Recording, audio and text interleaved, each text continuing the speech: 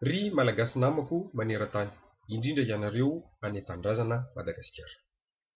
Efa hatramin'ny taona 2008, izany hoe 7 taona izao, no nanomboako ny tolona teto amin'ny internet sy ny Facebook ka nizarako taminareo ny momba ny otrikaina misy ao Madagasikara, le potentiel minier de Madagascar. Ka ny tanjona dia mba tsy ho tompotrano iono isika malagasy rehetra tompony harena voalohany maneran-tany.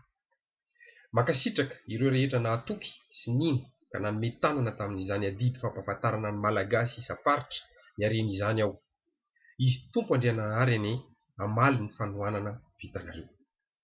Isaorako manokana itony ireo mpanao gazety toy ny Zoky Gilbert Rarzatovo, i Ranabavy Ontina Real TV+, ny mpiasan'ny TVM sy ireo TV paritra isan-karazany ary ny mpanao gazety isan'isany izay nandray andraikitra tamin'ny fanaparitahana izay vokam-pikarohana rehetra natao izay. Ny taona 2004 tokoa mantsy, ny volana Jiona, fonom-bola velona izy ray aman-dreny am-panahiko Opera Marka, izay nampifandray ahy tamin'ny tompony andraikitry ny gazetiny La Croix ny Madagasikara, dia namoaka aho ny lahatsoratra ny gazety voalohany momba ny mety ahitana ny Kimberlita, ilay vato mitondra ny diamondra, ny diamant ao Madagasikara. Dia avy eo dia nisesy amin'izay taty aoriana ny gazety sy ny tele rehetra hafa ka tonga hatrany La Réunion araky ny fotoana sy ny enta-manana rehetra nisy teo am-pelantanana moa nanatotosana izany. Ny tahirin'ireo rehetra ireo dia hitanareo daholo ao amin'ny pejy Facebook efa nametrahako azy hatrizay. Dia isaorako manokana koa ireo rehetra nahalala tanana ka nanampy nanatotosana ireo vidéo anankidimy nisesy ka afaka naparitaka ho VCD manerana ny Madagasikara isaparitra. Ka mbola mitohy manaparitaka tsikelikely ianareo hatramin'izao fotoana mesantsika izao. Makasitraka anareo aho satria ianareo no mitondra ny teny fampahafantarana eny amin'izy ireo malagasy isaparitra amin'ny fanaparitahana ireny VCD ireny. Ampatsiahiviko antsika fa ny VCD fahadimy no mamitina amin'ny teny malagasy ny otrikaina azo trandrahana ao an-tanindrazana. Ka tsara ny ahafantaran'ny malagasy isaparitra izany mba tsy ho tompotrano iono izy ireo. Koa ny taranaka malagasy isaparitra ny amaly soa anareo amin'izao fanomezana tanana amin'ny fanaparitahana ny fahalalana ataonareo izao. Mondialisons la connaissance par le partage des savoirs. Dia makasitraka ihany koa ireo namana mahatoky ka nahatoky ahy hatrany am-boalohany amin'ny andrafetana ny mozaika teto amin'ny Facebook. Isaorako manokana Izoky Saoly sy Mamsovadiny nitarika ny programa Koresmada, izany hoe correspondre à Madagascar, izany hoe ampifandraisina amin'ny zanaky ny malagasy rehetra manerana ny nosy ireo zanabahiny malagasy rehetra ty ivelany ka ty hifanoratra amin'izy ireo. Isaorako ihany koa Izoky Mirana izay nanohana trany sy ireo hafa rehetra. Maka hery anareo aho amin'ny tolona ataontsika. Ivoaka amin'izay amin'ny resaka virtuel ny mozaika ka izay indrindra no hijoroan'ny fikambanana association Supermada, solidarité universelle pour le partage équitable des ressources de Madagascar, izay mijoro ara-dalàna eto Frantsa tamin'ny herinandro lasa teo izahay no nivory nanangana azy tany Nantes. Anangona ny renim-pianakaviana rehetra maneran-tany na malagasy na metisy na vahiny no tanjona. Ireo vehivavy sy reny rehetra maneran-tany izay vonona marina anarina ny Madagasikara no asaina hivondrona. Everiko fa samy resy lahatra isika raha ilaza fa ny tokantrano malagasy dia ny reny no mitantana azy. Koa ny firenena dia fivondronana tokantrano maro, koa amiko manokana dia ny fivondronana renim-pianakaviana tompona andraikitra no tokony ho tohanana hitarika ny fampandrosoana ny firenena. Isaorako manokana itony izany izy dimy vavy nanaiky hiantsoroka miaraka ny fitantanana io fikambanana Supermada io, izay tariny Ranabavy Ontina. Dimy vavy izay ahitana malagasy, metisy ary frantsay.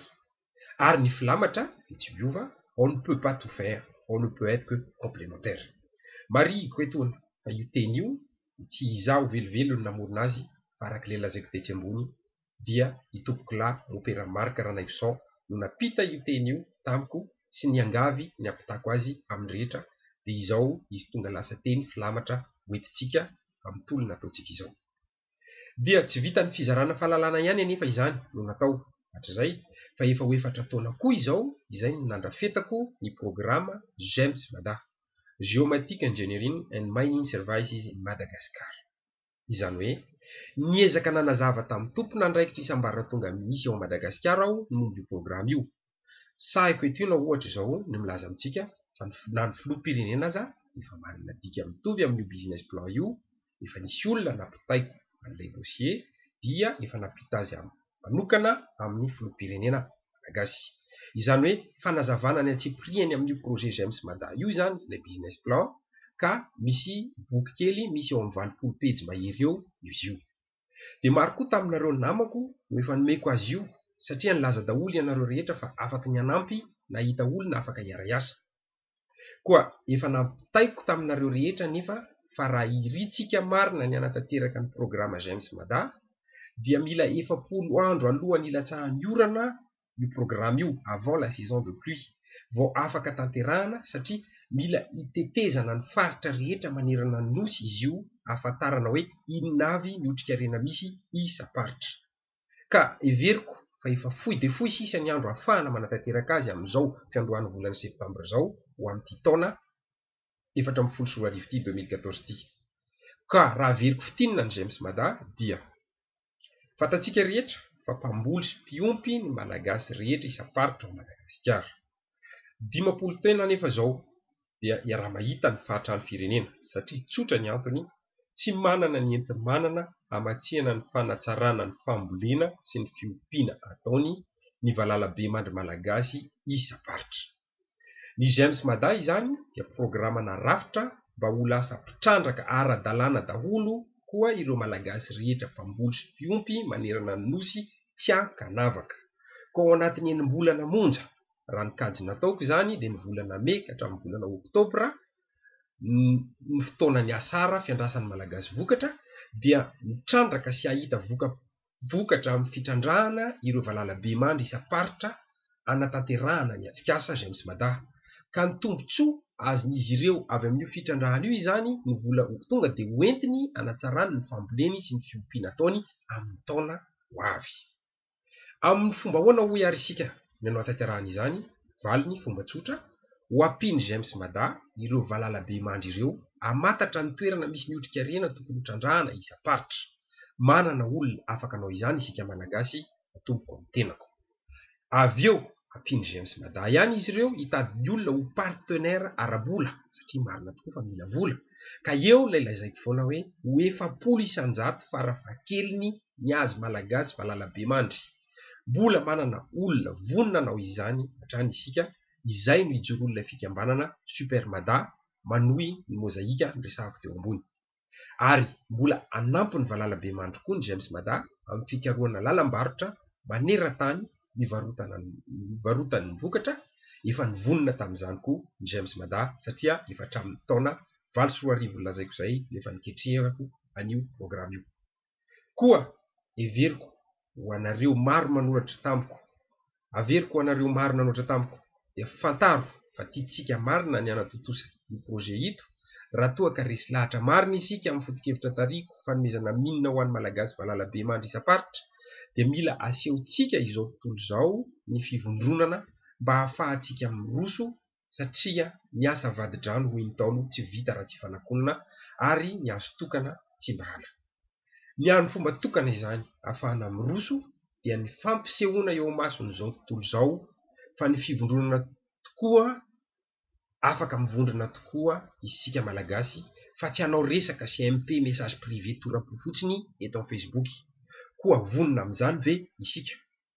Raha eny ho ianareo fa amin'ny fomba ahoana ary brisy dia indro ny valiteny naraka lazaiko teo ambony, efa mijoro ankehitriny ny fikambanana Super Mada, tantanana sy tarihiny izy 5 mirahavavy, izay averiko fa tarihina ihany koa izany vondrona renim-pianakaviana maromaro maneran-tany manampy azy ireo. Koa midira isika ho mpikambana dia dinio miaraka ao ny azo atao, dia arosoy ny hevitrareo fa ny tenako dia vonona trany raha toa ka mbola misy ny fivondronana samy malagasy. Vonona ny tenako hanompo fa tsy hotompona. Farany, raha misy lina momba ireo rehetra lahatsoratra navoakako taloha rehetra ireo ianareo, dia tsy ho fafako fahavelako eo amin'ny oran'ny pejy Facebook daholo izy rehetra ireny mba hahafahanareo mandinika sy mijery azy amin'ny tsipiriany. Masina ny tanindrazana koa zanahary ane mitantana hatrany ny olona rehetra mikatsaka marina no soa ho an'ny Gasikara. Soatra tompoko.